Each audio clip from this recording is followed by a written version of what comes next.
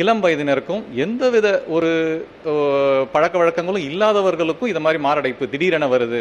இளம் வயதினர் விளையாடிட்டு இருந்தாங்க, இளம் வயதினர் ஒரு ரன்னிங் போனாங்க, திடீரென்ற மாரடைப்பு ஏற்படுது அப்படின்றதெல்லாம் நாம் வந்து கேட்குறோம். ஸோ இதை மாதிரி ஒரு காலகட்டத்தில் இதை இருதய அடைப்புகளை கண்டுபிடிப்பதற்கு இந்த பரிசோதனை இல்லாமல் வேற என்ன அடுத்த கட்ட பரிசோதனையை செய்யலாம் அப்படின்னு பார்க்கும் பொழுது சிடி கால்சியம் ஸ்கோரிங் அப்படின்னு சொல்லக்கூடிய ஒரு நவீன பரிசோதனையை இங்கே நாங்கள் அறிமுகப்படுத்தியிருக்கிறோம். இது என்ன அப்படின்னு பார்த்தோம்னாக்கா, இப்போ ஒருத்தர் அவருக்கு வந்து ஒரு ஒபீஸாக இருக்கலாம், அதாவது உடல் பருமன் இருக்கலாம், இல்லை ஜெனட்டிக்கலி அவங்க ஃபேமிலியில் இருதய அடைப்பு வந்து அவங்க அப்பாவுக்கு அம்மாக்கோ இல்லை உடன் பிறந்தவர்களுக்கோ இருந்துட்டு வர ஒரு அபாய நிலை இருக்கலாம். இல்லாவிட்டால் அவர்களுக்கு ஒரு சர்க்கரை வியாதி, ஒரு உயர் ரத்த அழுத்தம், இது மாதிரி ஏதாவது ஒன்றுக்காக அவர்கள் மருந்து எடுத்துக்கிட்டு இருக்கலாம். இல்லை அவர் வந்து ஒரு ஸ்மோக்கராக இருக்கலாம், இல்லை ஸ்ட்ரெஸ். இப்போல்லாம் பார்த்தீங்கன்னாக்கா பல வகை நம்ம செய்யக்கூடிய தொழில் சம்பந்தமான ஸ்ட்ரெஸ், வேலை சம்பந்தமான ஸ்ட்ரெஸ், தூக்கமின்மை இதெல்லாம் அதிகமாக இருக்கிற காலகட்டத்தில் அந்த மாதிரி ஒரு நிலையும் இருக்கலாம். ஸோ இவர்களுக்கு தன் உடம்புல ஹார்ட்டில் எந்த ப்ராப்ளமும் இருக்கா இல்லையா, இல்லை நாம் போட்டுட்டு இருக்க ஒரு ரத்த அழுத்த மாத்திரையே போதுமா, சர்க்கரை மாத்திரையே போதுமா, இல்லை சைலண்டாக நமக்குள்ள ஏதாவது மாறல, இருதயத்தில் ஏதாவது பிரச்சனைகள் ஏற்படுதா அப்படின்றத அடுத்த கட்டம் தெரிஞ்சுக்கணும் அப்படின்னு பார்த்தோம் அப்படின்னாக்கா இந்த சிடி கால்சியம் ஸ்கோரிங் அப்படின்ற பரிசோதனை மிகவும் உபயோகமாக இருக்கும். இது என்ன செய்யும் அப்படின்னு பார்த்தீங்கன்னாக்கா, நம்ம இருதயத்துக்கு ரத்தத்தை எடுத்து செல்லக்கூடிய அந்த கொரோனரி ஆர்டரி அப்படின்னு சொல்லக்கூடிய அந்த ரத்த நாளத்தில் ஏதாவது ஒரு கால்சியம் படிமானம் ஏற்படுகிறதா அப்படின்றத கண்டறியும். இதற்கு பார்த்தோம்னாக்கா தேவை என்ன அப்படின்னு பார்த்தோம்னாக்கா, ஒரு அதிநவீன ஒரு உயர்தர சிடி ஸ்கேன் நம்ம மருத்துவமனையில் ஓமந்தூர் அரசு பண்ணோக்கு உயர் சிறப்பு மருத்துவமனையில் 128 ஸ்லைஸ் சிடி ஸ்கேனர் இருக்குது. ஸோ இந்த மாதிரி ஒரு உயரான ஒரு சிடி ஸ்கேனில் எந்தவித ஒரு டையும் இல்லாமல், எந்தவித இன்ஜெக்ஷனும் இல்லாமல், எந்தவித ப்ரிப்பரேஷனும் இல்லாமல் சாதாரணமாக வந்து ஒரு 2 நிமிடத்தில் இந்த ஸ்கேனை வந்து நம்ம எடுத்துக்கலாம். ஸோ அந்த மாதிரியான ஒரு விஷயம், இந்த மாதிரியான ஒரு விஷயம் தனியார்களெல்லாம் பார்த்தோம்னாக்கா சுமார் 4000 5000 செலவாகக்கூடிய ஒரு இதை நம்ம தமிழ்நாடு அரசு இப்போ மக்களுக்கு பயன்படும் வகையில் வெறும் 500 ரூபாயில் இப்போ தந்துட்டு இருந்தாங்க.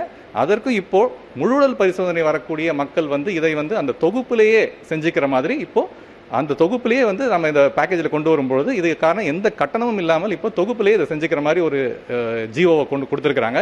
ஸோ இதன் மூலமாக நம்ம என்ன செய்கிறோம் அப்படின்னு பார்த்தோம்னாக்கா, பொதுமக்களுக்கு நம்ம இந்த மாதிரி ஒரு ஸ்க்ரீனிங் டெஸ்ட்டை பண்ணும்பொழுது அவர்களுக்கு ஏற்கனவே எடுத்துகிட்டு இருக்க மாத்திரை போதுமானதா, இல்லை ஏதாவது இதற்காக ஒரு மாத்திரை எடுக்கணுமா, இல்லை அடுத்த கட்ட ஆன்ஜியோ போன்ற ஏதாவது ஒரு பரிசோதனையை மேற்கொள்ளணுமா அப்படின்ற ஒரு டெசிஷனை வந்து இந்த ஸ்கேன் மூலமாக நம்ம நிச்சயமாக கண்டுபிடிக்க முடியும். இதன் மூலமாக ஒருத்தருக்கு பெரிய ஹார்ட் அட்டாக் வர்றதையோ இல்லை வந்து நிச்சயமாக தடுக்க முடியும் அப்படின்றத நாங்கள் நம்புறோம். இப்போ தனியாக வந்து எடுத்துக்கலாமா, எந்தெந்த வயதினர் தான் வரணும் அப்படின்றது கட்டுப்பாடு?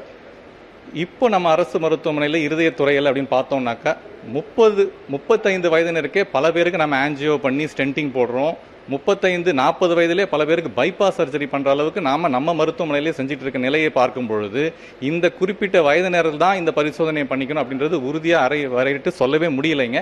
அதாவது யாராக இருந்தாலும் ஒரு 30 வயது கடந்தாலே, ஏன்னா இந்த பரிசோதனை இதற்கு தடை என்ன நமக்கு அப்படின்னு பார்த்தோம்னாக்கா, இது வந்து ஒரு எட்டாக்கணியாக ஒரு 4000 5000 இதுக்கு செலவு பண்ணணுமே, இல்லை எல்லா இடத்துலையும் இது இருக்காதே அப்படின்ற ஒரு நிலையை இப்போ நம்ம தகர்த்தெறிஞ்சு இன்னைக்கு நாம முழு பரிசோதனையிலே இதை வந்து நம்ம தொகுப்பாக கொண்டு வரும்பொழுது எல்லாருமே இதை பண்ணிக்கலாம். ஒரு 30 வயதினர் எல்லாருமே, ஏன்னா நான் சொன்ன மாதிரி ஸ்ட்ரெஸ் இருக்கலாம், அவர்கள் வந்து ஒரு ஸ்மோக்கராக இருக்கலாம், இல்லை ஒபீஸாக இருக்கலாம், இல்லை எந்த உடற்பயிற்சி எந்த இதுவுமே இல்லாமல் இருக்கலாம், இல்லை ஏதாவது இணை நோய்கள் இருக்கலாம். அவர்கள் எல்லாருமே இந்த பார்த்து நம்ம இருதயம் பாதுகாப்பாக ஆரோக்கியமாக இருக்கிறதா என்பதை உறுதி செய்வது வித்தின் 2 மினிட்ஸ் நம்ம இதை பண்ணும்போது நிச்சயமாக எல்லாருமே இதை பயன்படுத்திக்கலான்றது தான் என்னுடைய கருத்து. தனியாக வந்து எடுத்துக்கலாம், தொகுப்பு இல்லாமல் தனியாக இது மட்டும் வந்து எடுக்கணும்.